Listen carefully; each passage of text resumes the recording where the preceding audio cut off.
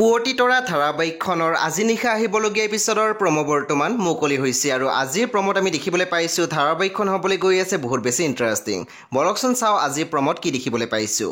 আজিৰ প্ৰমৰ প্ৰথম ভাগতে আমি দেখিবলৈ পাইছোঁ বেদই কৈ আছিল আপুনিতো মোৰ বন্ধু নহয়, কাৰণ আপুনি বন্ধুতকৈও বহুত ওপৰত। ভাল পাওঁ মই আপোনাক আৰু ভাল পোৱাতো কোনো ক্ষমাৰ কথাই নাহে। তাৰপিছত আমি প্ৰমোদ দেখিবলৈ পাইছোঁ অনুৱে প্ৰজ্ঞাক গালি পাৰি কৈ আছিল কথা নাই বতৰা নাই অনবৰতে কাজিয়া কিয় কৰি থাক। তেতিয়া আমি দেখিবলৈ পাইছোঁ প্ৰজ্ঞাই মাত দিছিল মই কাজিয়া লাগিছনে কোনে কাজিয়া লাগিছে এবাৰ চকু মেলি চা।